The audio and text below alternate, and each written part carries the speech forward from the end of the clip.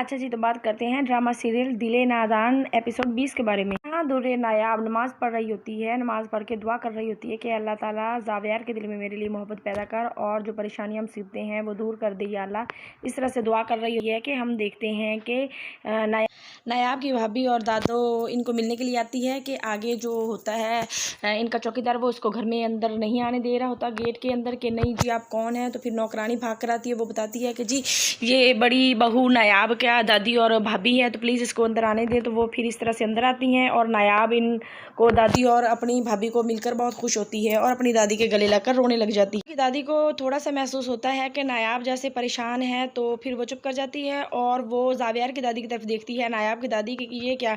और ज़ावियार की दादी भी परेशान होकर देखती है कि नायाब क्यों रो रही है। खैर आगे देखते हैं कि सारे मिल मिला कर खाना पीना खा रहे होते हैं और बैठे होते हैं और साथ में नायाब की सास भी बैठी होती है इनकी भाभी और दादी के पास और बातें कर रही होती है। हाँ ये है कि ज़ावियार को बहुत बुरा लगता है नायाब की दादी और भाभी को देखकर। उसको बड़ा बुरा लगता है कि मैंने नायाब को रोका भी था कि अपनी दादी और भाभी को रोक के रखो अपने मायके वालों को कि मेरे घर में ना आए, तो फिर भी ये लोग क्यों आ गए हैं। तो ये ज़ावियार देखकर बहुत गुस्सा भी करता है और नायाब भागकर ज़ावियार के पास आती है, कहती है कि क्या हुआ।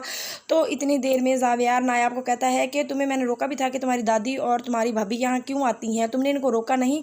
तो फिर वो बड़ी परेशान हो जाती है नायाब और उसको कहती भी है कि ज़ावियार मैंने इनको मना किया था, लेकिन ये आगे मैं क्या करूँ, मेरे मायके वाले हैं, आहिस्ता आहिस्ता इस बात को मैं भी समझ जाऊँगी और उनको भी समझा दूँगी। फिर नायाब रोती भी है कि मैं आहिस्ता आहिस्ता समझ जाऊँगी। तो फिर ज़ावियार उसको गले लगाता है और कहता है कि ठीक है तुम समझ जाओगी। वो कहती है कि मैं समझ जाऊँगी, मैं इनको मिलना छोड़ दूँगी लेकिन थोड़ा टाइम लगेगा। तो वो कहता है कि ठीक है। नायाब कहती है कि मैं तुम्हारी हर बात मानूंगी, प्लीज़ तुम मुझसे नाराज़ ना हुआ करो। तो ज़ावियार कहता है कि ठीक है तुम रो मत, ठीक है तुम समझ जाओगी, मुझे खुशी हुई कि तुम मेरी बात को समझ रही हो।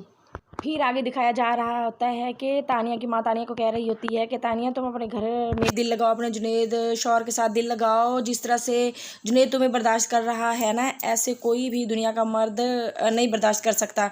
तो आगे से तानिया कहती है कि आपको क्या पता मैं किस तरह से जुनेद के साथ रह रही हूँ, आपको पता भी है कि जुनेद मेरी पसंद नहीं था, मेरी पसंद सिर्फ ज़ावियार था। तो उसकी माँ समझाती है कि ठीक है जो भी हुआ तुम्हारी शादी हो गई है, अब तुम्हें इनके साथ रहना पड़ेगा। तानिया कहती है कि मैं क्या करूँ, इस तरह से मुझे जुनेद के साथ कभी भी मोहब्बत नहीं हो सकती, जुनेद मुझे अच्छा नहीं लगता और मैं उसके साथ रहना नहीं चाहती, और गुस्सा करके चली जाती है वहाँ से। आगे देखते हैं कि नायाब और जुनेद और तानिया खड़े होते हैं किचन में कि नायाब कह रही होती है कि आज मैं घर वालों के लिए खाना बनाऊंगी। तो जुनेद कहता है कि हाँ क्यों नहीं। तानिया भी कहती है कि चलो तुम्हें कुछ नहीं बनाना आता तो हम तुम्हें समझाते हैं कि क्या कुछ किस तरह से बनाना। यहाँ तानिया बड़ी शरीफ होकर खड़ी होती है क्योंकि जुनेद खड़ा होता है, तो वो अपने नंबर बनाने के लिए नायाब को फिर समझाती है, बताती है खाने के बारे में। सास को पता चलता है कि इधर नायाब खाना बना रही है, तो वो भी हैरान परेशान होकर देखती है। नौकरानी से पूछती है कि नायाब कहाँ है, तो वो कहती है कि वो खाना बना रही है, किचन में है। तो वो भी हैरान हो जाती है कि आज नायाब किस तरह से खाना बना रही है। फिर हम देखते हैं कि खाने की टेबल पर सारे बैठे होते हैं, तो नायाब के खाने की तारीफें कर रहे होते हैं कि जुनेद भी कह रहा होता है कि भाभी ने खाना बहुत अच्छा बनाया है। तो तानिया कहती है कि ये हेल्प आपने की है। तो जुनेद कहता है कि नहीं नहीं मैंने हेल्प नहीं की, भाभी के हाथ में जायका है, ये खाना बहुत अच्छे तरीके से बनाती है। तो तानिया ये देख कर जुनेद को बड़ी हैरानगी के साथ देखती है क्योंकि तानिया जुनेद के साथ नायाब को जोड़ी फिरती है कि ये ख़राब है एक दूसरे के साथ। तानिया का पता तो है ये चालाकियाँ करती रहती है, प्लान बनाती रहती है ताकि नायाब ज़ावियार से दूर रहे और इनका रिश्ता ख़राब हो जाए और टूट जाए। क्योंकि तानिया ज़ावियार को जो पसंद करती थी, तो अब उससे बर्दाश्त नहीं होता कि नायाब और ज़ावियार अच्छे तरीके से ज़िंदगी गुजारें। खैर और फिर देखते हैं कि ज़ावियार का मामा बैठा होता है और जावेरिया को वो कह रहे होते हैं कि जवेरिया के लिए रिश्ता आया है, बहुत अच्छा है, तो क्यों ना जवेरिया का रिश्ता वहाँ कर दें। तो जवेरिया बोलती है कि मुझे तो तौसीफ़ अंकल का बेटा बिल्कुल भी पसंद नहीं, ना मुझे उसमें इंटरेस्ट है, ना मैं उससे शादी करना चाहती हूँ। तो जवेरिया की माँ बोलती है किस तरह से, क्यों, वो इतना अमीर हैं, इतना खाते पीते लोग हैं, तो तुम ठीक रहोगी। उसका बाप भी कहता है जवेरिया का कि नहीं नहीं तुम उधर राज़ी हो जाओ। तुझे कहती है कि मैं नहीं, कभी भी नहीं वहाँ करूँगी क्योंकि मुझे इंटरेस्ट नहीं उस लड़के में।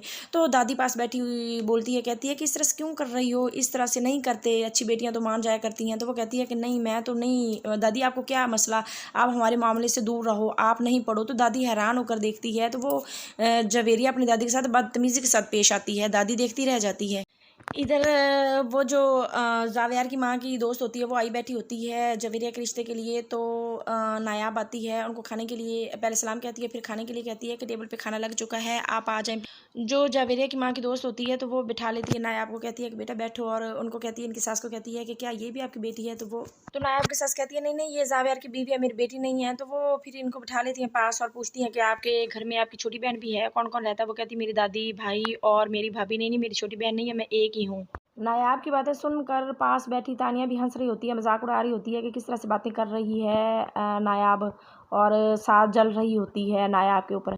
इधर देखते हैं कि नायाब की सास नायाब के पास आती है, अपने बेटे जावियार को कहती है कि आपकी नायला आंटी आ रही है जवेरिया का रिश्ता लेने के लिए, तो मैंने सोचा आपको बता दूं। तो जावियार खुश होता है और नायाब को कहती है कि नायाब जाके तुम किचन में थोड़ा देख लेना कि किचन में खाना शाना ठीक बन रहा है। जावियार के आगे ये नायाब को इस तरह से बात करती है कि जावियार ये ना महसूस करे कि मेरी बीवी को इस तरह से मेरी माँ समझती है। खैर जब वो चली जाती है किचन में तो बाद में जावियार की माँ जावियार को कहती है कि प्लीज़ नायाब को थोड़ा दूर रखना, वो जाए मिले और फिर वो साइड पे हो जाए, वो ताकि जो रिश्ता देखने के लिए आ रहे हैं जवेरिया का वो इसको देख के ये ना कहें कि जावियार की बीवी और इस घर की बहू अनपढ़ गवार और इस तरह की है। तो ये बात नायाब सुन लेती है, वापस आ रही होती है, वो सुन लेती है और नायाब को इस बात का बहुत दुख होता है, बहुत ज़्यादा दुख होता है, और वो बहुत परेशान होकर खड़ी रह जाती है, बातें सुनती रहती है कि मेरी सास किस तरह से कह रही है। और नायाब को बहुत बुरा लगता है, बड़ा दुख होता है इस बात का।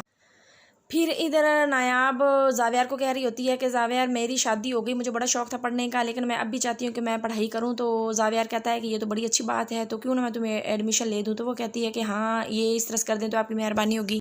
इधर तानिया और नायाब की सास और जवेरिया बैठे होते हैं जो चुगलियां कर रहे होते हैं नायाब की। जवेरिया कह रही होती है कि देखा नायाब के काम, कि वो मेहमानों के सामने किस तरह से कह रही थी कि हाँ जी मैं पढ़ाई करना चाहती हूँ, तो ये वो।